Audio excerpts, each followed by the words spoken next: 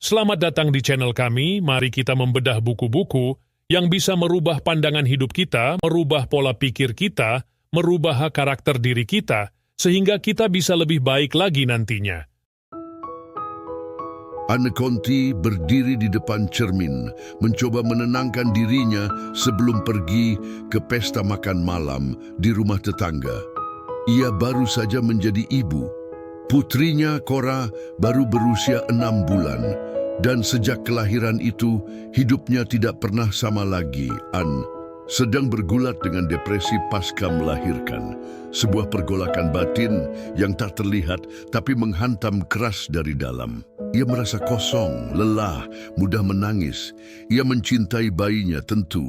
Tapi ada hari-hari ketika kehadiran Cora terasa seperti beban berat yang tak tertanggungkan. Hari ini salah satunya. Namun malam ini, ia mencoba untuk tampak baik, terlihat normal. Marco, suaminya, sudah menyiapkan semuanya. Mereka diundang makan malam di rumah Cynthia dan Graham, tetangga sebelah yang bergaya hidup glamour dan bebas.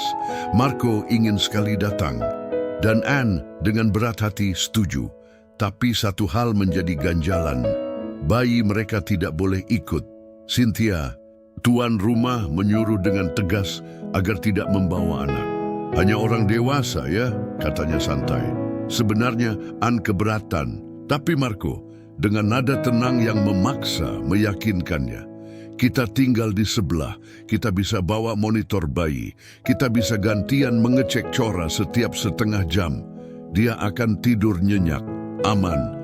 Anne yang sudah terbiasa mengalah, akhirnya menurut, tapi jauh di dalam hatinya ada rasa tidak nyaman yang belum ia pahami. Mereka meninggalkan Cora di ranjang, di dalam kamar gelap dan melangkah keluar rumah. Hanya satu dinding yang memisahkan mereka dari bayinya. Pesta yang terasa salah. Sejak awal di rumah Cynthia, suasana penuh canda dan anggur mahal. Tawa meledak dari ruang makan, musik mengalun pelan. Tapi Anne merasa asing. Tak ada bayi, tak ada topik keibuan, hanya percakapan kosong tentang seni dan bisnis. Ia duduk kaku, seringkali menyentuh perut atau mengintip jam tangan. Setiap kali Marco bangkit untuk mengecek Cora, Anne menahan napas. Dan ketika ia kembali dengan tenang, Anne menarik napas lega, walau hanya sebentar. Di tengah gelas-gelas anggur dan tatapan Cynthia yang tajam, Anne mulai merasa seperti tamu dalam hidupnya sendiri. Ada ketegangan yang tak kasat mata antara Marco dan Cynthia, antara dirinya dan Marco. Sebelum lanjut, don't forget to comment, like, and subscribe. Kadang ia mendapati Marco tertawa terlalu keras di dekat Cynthia. Tatapan mereka tampak menyimpan sejarah, mungkin hanya imajinasi, tapi mungkin juga bukan. Dan saat pesta usai, ketika mereka akhirnya pulang, semua berubah dalam sekejap. Anne membuka pintu rumah. Sunyi. Ia berjalan cepat ke kamar bayi. Pintu terbuka. Ranjang kosong. Selimut terlipat, tapi Cora tidak ada. Detik itu dunia runtuh. Ia berteriak. Marco berlari masuk. Cora, di mana Cora? Mereka mencari di seluruh rumah. Kamar mandi, dapur, gudang, balkon, tidak ada jejak, tidak ada suara tangis. Hanya kesunyian yang memekakan telinga. Mereka berlari keluar, menjerit, mengetuk pintu tetangga. Cynthia muncul dengan ekspresi bingung. Graham menyusul, tapi tidak ada jawaban yang bisa mereka berikan. Polisi dipanggil. Petugas datang dengan cepat. Dan dalam hitungan menit, rumah berubah menjadi TKP. Garis kuning dipasang, kamera pengawas diperiksa, pintu belakang ditemukan terbuka, tidak terkunci, tanpa jejak paksa. Semua jadi pertanyaan, mengapa bayi ditinggal sendirian? Siapa yang terakhir kali mengeceknya? Adakah yang mencurigakan selama pesta? Petugas mulai mencatat, menanyai, menggali masa lalu. Tak ada tanda-tanda perampokan, tak ada penculikan biasa, tidak ada permintaan tebusan. Yang ada hanyalah misteri dan rasa bersalah yang menumpuk. Hari berganti, media mulai meliput. Wajah Anne dan Marco terpampang di layar televisi. Publik menghujat, Orang tua macam apa yang meninggalkan bayinya demi pesta, tapi tekanan yang paling besar datang dari dalam rumah mereka sendiri. Ana mulai curiga pada Marco. Marco menyimpan sesuatu. Ia terlihat gelisah, telepon tersembunyi, bisikan dengan orang tak dikenal. Sementara itu Anne sendiri dihantui kemungkinan terburuk. Apakah mungkin ia sendiri yang menyakiti bayinya dan melupakannya? Ia mulai ragu akan kewarasannya, ia meragukan ingatannya, dan ia merasa sendirian dalam badai yang ia sendiri tak pahami. Inilah malam yang membuka segalanya. Malam yang memperlihatkan bahwa di balik dinding, rumah yang tampak rapi dan damai, tersembunyi retakan kecil yang siap pecah kapan saja. Bahwa kejahatan tak selalu datang dari luar, tapi bisa tumbuh diam-diam dari dalam hati yang paling rapuh. Malam ini bukan hanya tentang penculikan. Ini adalah malam yang membuka pintu ke masa lalu yang kelam, rahasia yang terkunci, dan pernikahan yang selama ini berjalan di atas benang tipis kepercayaan.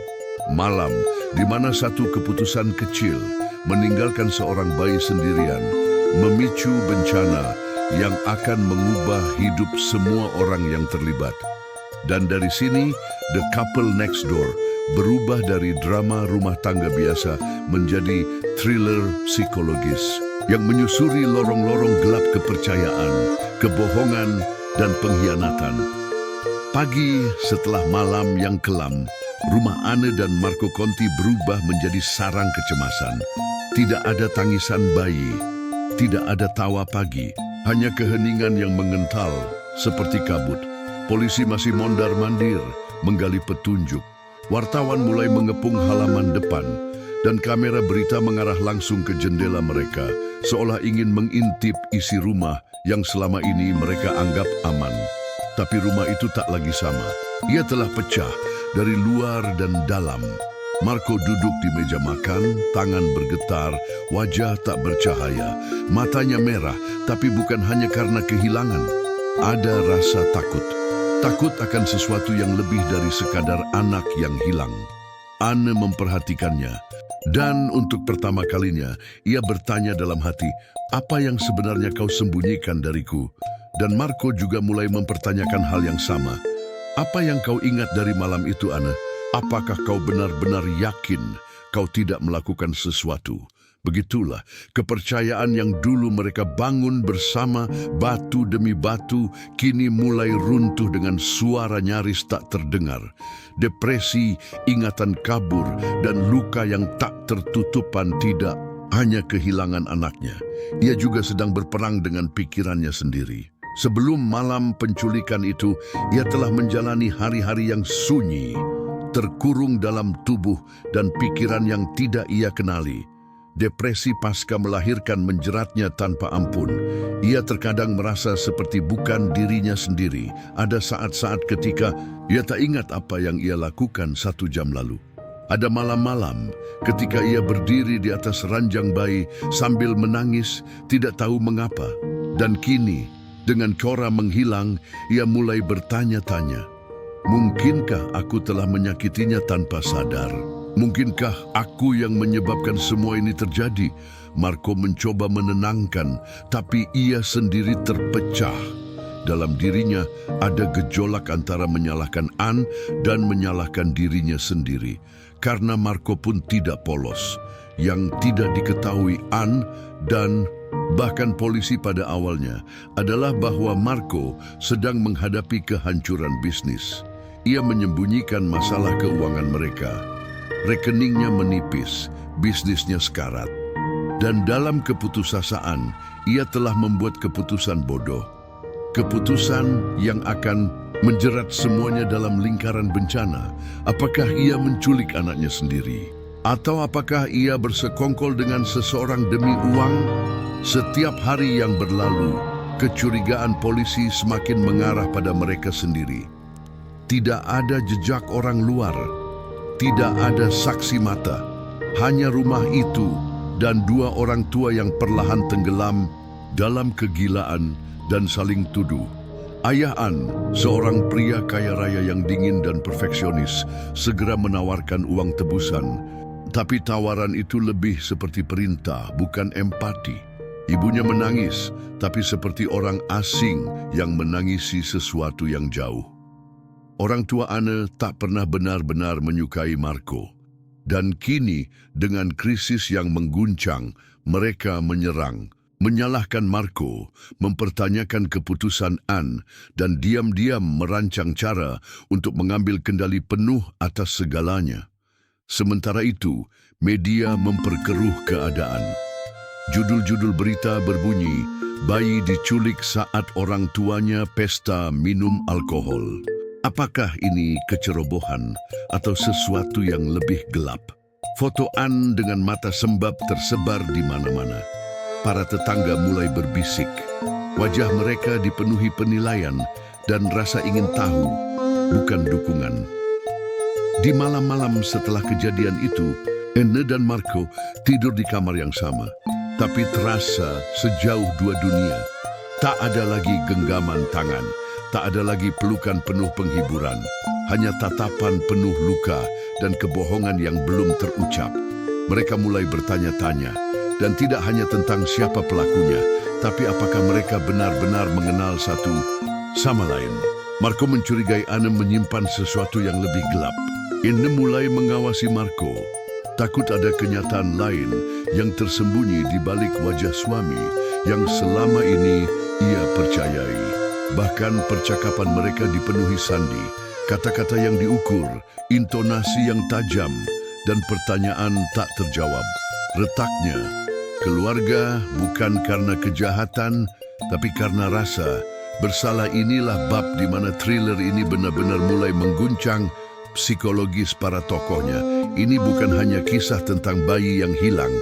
Ini adalah kisah tentang dua jiwa yang perlahan kehilangan jati diri mereka sendiri, tentang cinta yang dicoba oleh keadaan, dan tentang bagaimana pernikahan bisa terkikis bukan oleh kebencian, tetapi oleh keraguan. The Couple Next Door menyajikan sisi paling gelap dari kehidupan rumah tangga modern, di mana bahkan dua orang tua yang tampaknya saling mencintai bisa berubah menjadi musuh dalam satu malam. Setelah malam yang menghancurkan segalanya dan hari-hari penuh kecurigaan di antara Anne dan Marco, perhatian polisi mulai meluas. Mereka tidak lagi hanya meneliti rumah pasangan muda itu, tapi juga rumah tetangga. Khususnya rumah Cynthia dan Graham. Karena dalam misteri yang terlihat sederhana ini, ada satu kebenaran yang pelan-pelan muncul. Tidak semua tetangga adalah sahabat. Dan tidak semua wajah yang tersenyum menyimpan niat baik. Dari luar, rumah Cynthia dan Graham tampak seperti model keharmonisan, modern rapi bergaya. Tapi polisi tahu, di balik dinding yang rapi sering kali tersembunyi kehidupan yang berantakan. Cynthia adalah wanita cantik, flamboyan, dan memikat. Ia dikenal sebagai tuan rumah pesta yang karismatik, tapi juga digosipkan memiliki sejarah kelam dalam hubungan dan kebiasaan sosialnya. Sementara Graham, suaminya yang lebih pendiam, tampak selalu menjaga jarak dan sedikit misterius. Ia seperti bayangan dari sosok Cynthia yang gemerlap. Polisi mulai bertanya, mengapa Cynthia begitu bersikeras agar Cora tidak dibawa ke pesta? Mengapa rumah mereka tidak memiliki kamera pengawas? Apakah benar mereka tidak mendengar apapun malam? Itu tak butuh waktu lama bagi polisi dan bagi Anne untuk mencurigai sesuatu. Ada kedekatan aneh antara Marco dan Cynthia. Anne ingat dalam pesta itu Marco tertawa lebih lepas di samping Cynthia. Mereka pernah menjadi teman bisnis katanya, tapi benarkah hanya teman? Saat diselidiki, terungkap bahwa Marco beberapa kali menemui Cynthia sendirian. Ada transaksi keuangan yang tidak jelas. Dan yang paling mencurigakan, Marco terlihat menghapus pesan dari ponselnya setelah pesta malam itu. Bagi polisi, ini bukan hanya hubungan bertetangga, ini bisa jadi motif. Sementara itu, Graham yang selama ini tampak tenang dan tidak terlibat, ternyata menyimpan informasi. Ia pernah melihat Marco keluar dari rumah mereka di malam hari sebelum pesta. Ia mendengar suara gaduh dari rumah pasangan Conti sebelumnya, tapi ia tidak pernah melaporkannya. Mengapa? Apakah karena takut? Ataukah karena ia sendiri menyembunyikan sesuatu? Polisi mulai menekan Graham dalam interogasi. Sedikit demi sedikit, wajahnya yang netral mulai retak. Ia tidak tahu banyak katanya, tapi ia menolak menjelaskan kemana ia pergi malam itu setelah pesta selesai. Sebuah kebohongan kecil yang cukup menyalakan lampu peringatan. Dalam satu sesi interogasi yang intens, Cynthia menunjukkan wajah yang berbeda. Tidak lagi tenang, tapi marah dan sinis. Ia merasa dipersalahkan.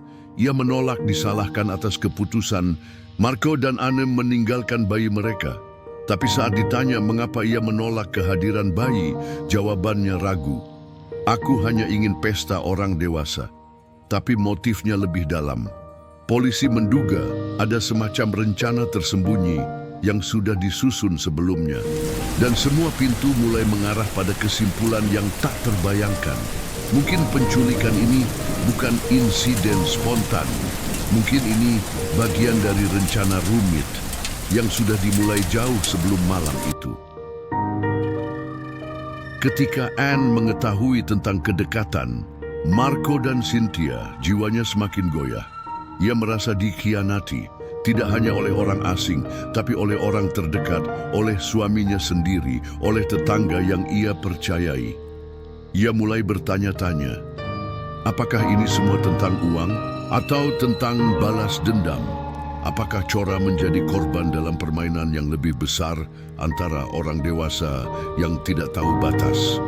Dan ketika satu demi satu topeng mulai jatuh, jelas bahwa kebenaran tidak sesederhana dugaan pertama. Tidak semua orang di lingkungan itu berkata jujur, bahkan mungkin tak seorang pun. Dalam penyelidikan lanjutan, polisi menemukan potongan kain kecil di semak-semak halaman belakang Cynthia dan Graham. Warnanya cocok dengan piyama Cora. Jelas bukan barang yang seharusnya berada di sana secara alami. Ini mengubah arah penyelidikan. Kini, rumah Cynthia tidak hanya menjadi tempat pesta, tapi juga kemungkinan lokasi jejak penculikan. Bukti fisik mulai muncul. Dan dengan itu, tekanan semakin menumpuk. Bab ini menandai pergeseran dari tragedi rumah tangga ke jalinan konspirasi dan rahasia antar tetangga. Setiap pintu kini dipertanyakan. Setiap suara di malam hari menjadi mencurigakan. Setiap interaksi berubah menjadi potensi motif kejahatan.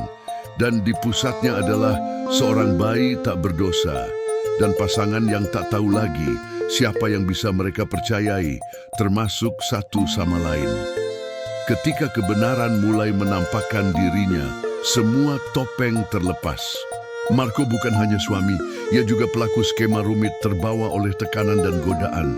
Namun apakah ia dalang utama atau hanya pion yang dimanipulasi oleh kekuatan yang lebih dingin? Penyelidikan berubah arah. Polisi menyelami rekening tersembunyi, komunikasi rahasia, dan rekaman kamera pengawas yang terlupakan. Setiap petunjuk mengarah ke arah baru, sampai semua terlihat terlalu rumit untuk satu orang saja. Dan akhirnya, motif lama muncul ke permukaan, bukan cinta, bukan benci, tapi sesuatu yang jauh lebih dalam, pengkhianatan darah. Bayi itu akhirnya ditemukan. Tapi penemuan itu bukanlah akhir. Justru permulaan dari kebenaran yang mengguncang. Bukan hanya siapa pelakunya, tetapi mengapa semua ini terjadi. Uang, cinta yang menyesatkan, luka masa kecil, dan keinginan untuk membalas dendam dengan cara yang paling menyakitkan, mencuri kebahagiaan orang lain. Dan di akhir cerita, saat seolah segalanya selesai, Shari Lapena memberi satu twist terakhir. Kejutan yang membuat pembaca mempertanyakan semua yang telah mereka percaya. tentang siapa korban, siapa pelaku, dan siapa yang sebenarnya paling hancur. Novel ini bukan hanya thriller. Ia adalah studi psikologis tentang manusia dan hubungan yang retak, tentang bagaimana bahkan dalam rumah tangga paling normal bisa tersembunyi kebohongan yang menghancurkan, dan bagaimana tetangga yang kita sapa setiap pagi mungkin menyimpan niat yang tak pernah kita duga. The Couple Next Door bukan hanya kisah penculikan. Ini adalah kisah tentang kepercayaan yang dihancurkan dari dalam, tentang bagaimana ketakutan, tekanan, dan luka batin bisa membuat siapapun melakukan hal yang tak terbayangkan, dan akhirnya tentang betapa rapuhnya batas antara keluarga yang bahagia dan tragedi yang mengendap di balik pintu rumah. Don't forget to comment, like, and subscribe.